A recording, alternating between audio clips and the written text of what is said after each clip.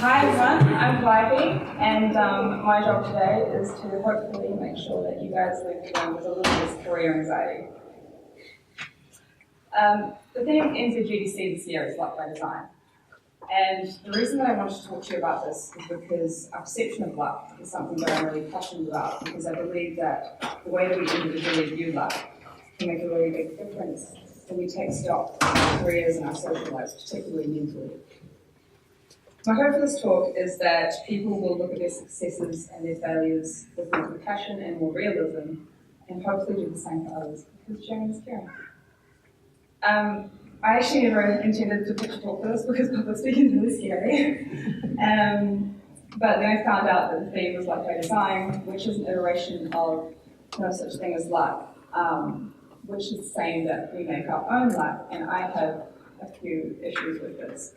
It was basically my fear of a bunch of creative types like me being told that they were wholly responsible or wholly to blame for the fact that I hadn't released anything super successful yet. Even newbies like me in the industry sort of have this anxiety. It was my fear of other people like me feeling that way at NZGDC that made me want to submit this talk. So, the concepts that I'm going to talk about, here we are, it's not new. They originate across thousands of years and come from many speakers and great thinkers and philosophers. Among the most notable for me personally would be Darren Brown, Marcus Aurelius, Seneca, Alain de Botton, and Mark Manson. So, this picture that is up in front of you is something that I came across on my Facebook newsfeed recently. And I'm going to read that to you. I'm not lucky. You know what I am? I'm smart, I am talented, I take advantage of the opportunities that come my way, and I work really, really hard. Don't call me lucky, call me badass. So I'd like to take everyone a minute to think about that and come to your own conclusions about it before I bombard you with my opinions.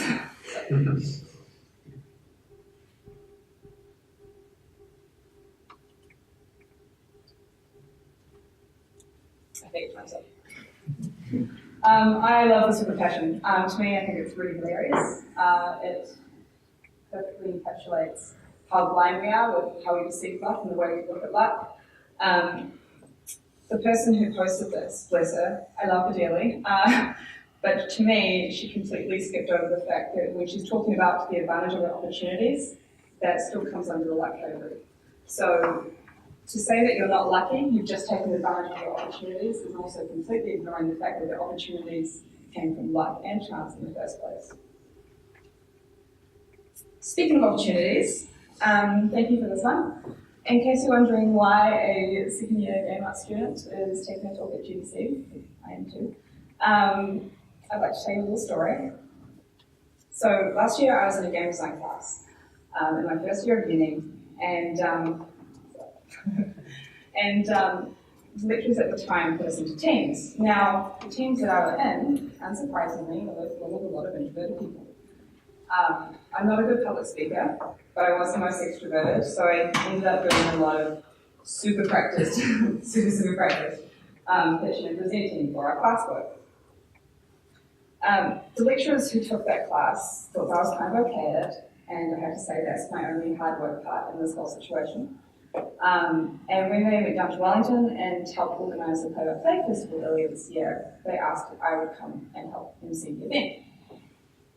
I did, and I think a pretty crucial part of me actually getting this talk was being able to use that as a reference, as a credential, be like, look, I can do stuff, it's fine.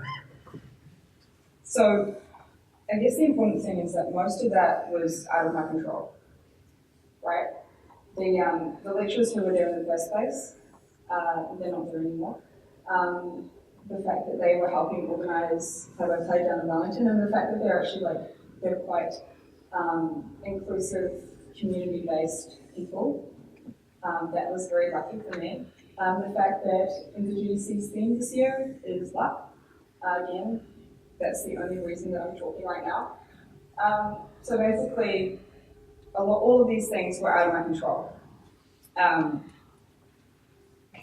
And I'm also, trust me, very aware of all the reasons that I shouldn't be here, which is like the youth the experience, and the fact that, this talk isn't exactly 20 ways to make a game juicier, super practical tips for this, this, and this. So, I guess the important thing to say is that I absolutely work hard. I'm a really hard worker, and I'm not ashamed to admit that. But I'm also not ashamed to admit that probably about a solid 90% of me standing here right now is because of luck and good opportunity. I'm also, by the way, a really terrible public speaker, so if this goes well, I'll be really pleasantly surprised. Bear with me. However, even though I've just outlined to you all the reasons why I'm pretty aware that I'm punching above my weight by talking here, I still would have been disappointed, I think, if I'd received a rejection email. I was honestly expecting it. In fact, I thought that I was sure that I knew that I hadn't gotten it. Some community members need to pass on the secrets more. Anyway, I still would have been disappointed if I'd been declined. And the reason for this is because I was raised in a society that believes, for the most part, in meritocracy. So we believe that we completely merit our success. We're told that anything's possible, that we can all achieve anything we want, as long as we work really hard, potentially have a bit of talent, and depending on what books you read, ask the universe nicely. It's a wonderful concept if you're doing well, right? Because it gives you that empowerment of, I got myself here, I'm self-made. But it's completely crushing if you're not. Because the society that believes that people completely merit their success is also saying, by default, that people completely merit their failures. This is what I feel feeds into the envy and the low self-esteem that I'm worried that creative types like me are particularly prone to.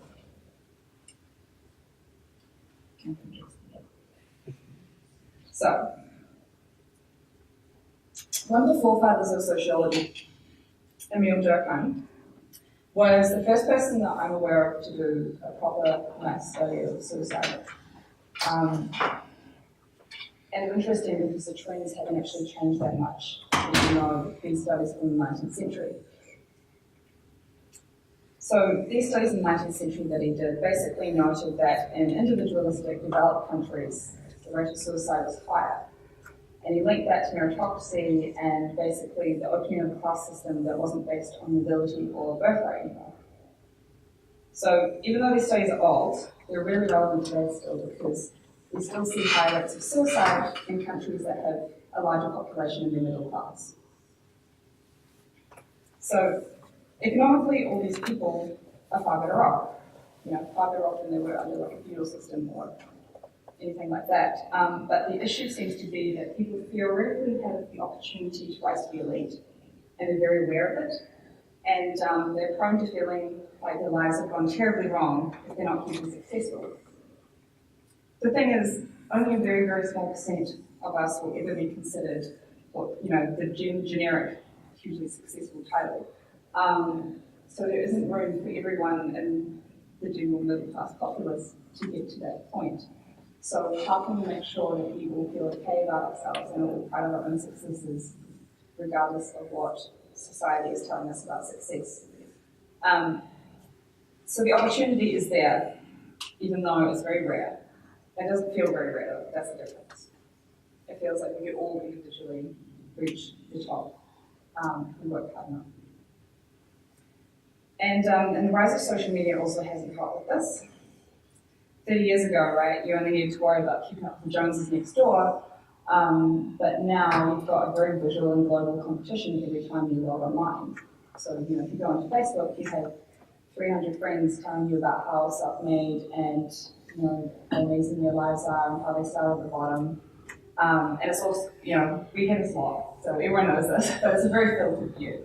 And even though we know that people only post the best parts of their lives on social media, I think we still probably compare ourselves to them, either consciously or subconsciously. I'm not trying to shit on hard workers, by the way. I'm a hard worker too, but hard work isn't the only ingredient in success. So, Emile Durkheim was basically concerned about the success rate that was flowing out of America at the time, and Thomas Jefferson described meritocracy as a class of talent. So in a world where everyone has equal access to education and therefore opportunity, the class you end up belonging to should be a direct result of your hard work and your talent. Real life isn't really like that, but if we were to look at games, a true example or a true representation of what a meritocracy would look like would be chess. Right? There's no chance, there's no luck, and the better player should always win. So, and unfortunately in real life, there's random luck, there's chance, there's messiness, there's accidents. And so that's why I would say that real life is actually more like Yahtzee.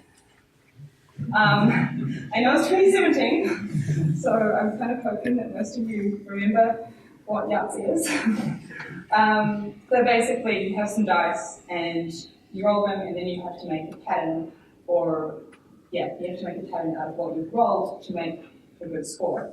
How is that more like real life? Well, you roll the dice and that's your luck. That's the part that's out of your control.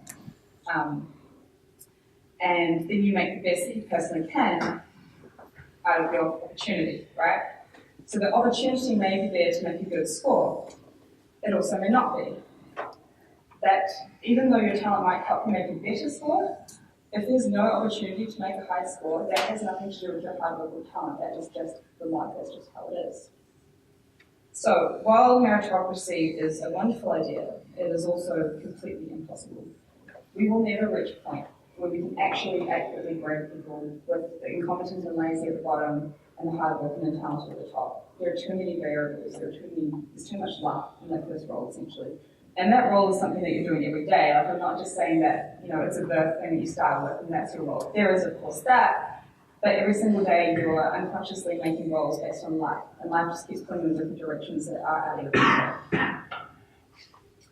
So, I apologise for this in advance, but let's use the really played out example of Kim Kardashian.